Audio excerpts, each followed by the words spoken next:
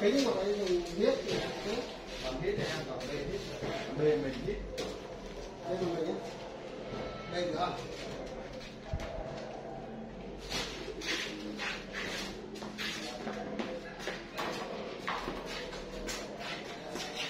Mình chơi ở giữa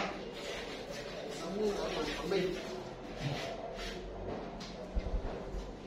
chứ người ta nó khó rồi toàn chơi của mình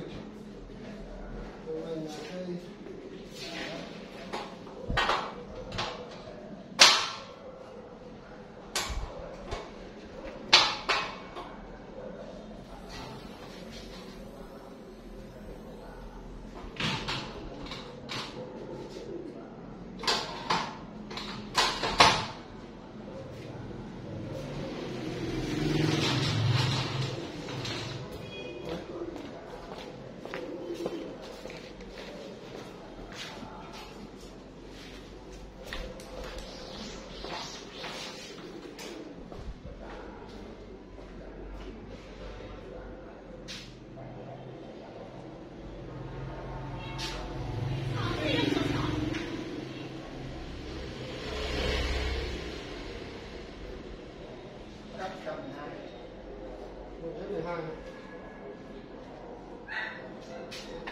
hai là cắt miết 1 năm là vừa. Trừ cái 5 đi. Miết 1 năm là vừa. Thì sau mình bắn là xong. Cắt ra 114.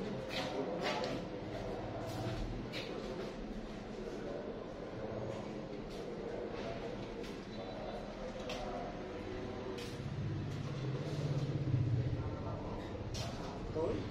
111 chắc 113,5.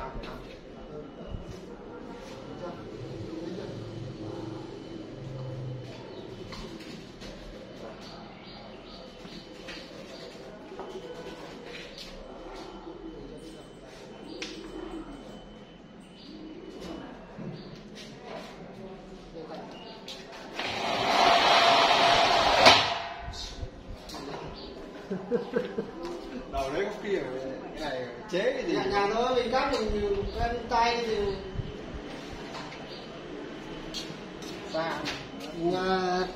quen tay tí nữa máy không đó là cái đứng quay tay lúc là quen rồi. Đó.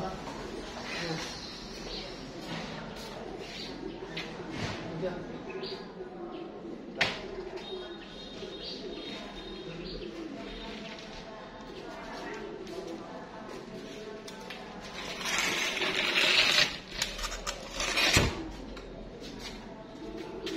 Cao su này nó giết lắm không rơi được. Không rơi được. Không rơi.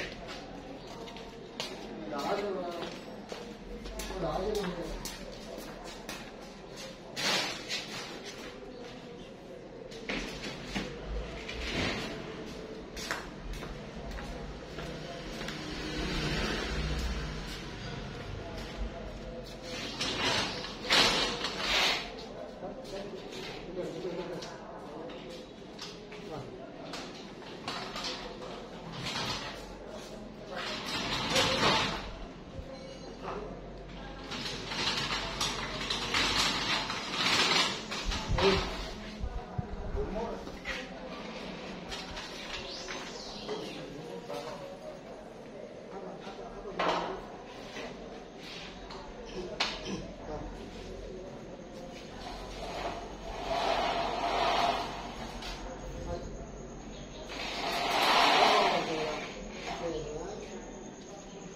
quen đi.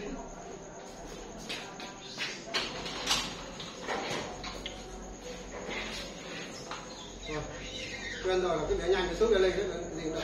Xuống có lên luôn. Đấy, không kiểu đó. Không kéo cẩn thận nữa. Xuống nó giật lên luôn. Giật nó lên. Kéo từ từ.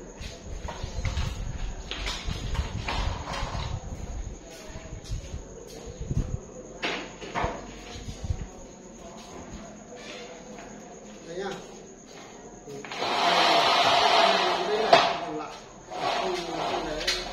Quá đà.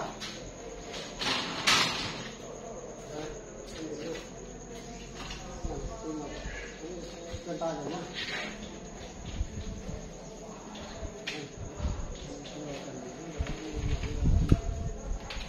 Không để tiếng kêu càng nhỏ thì mạch càng đẹp.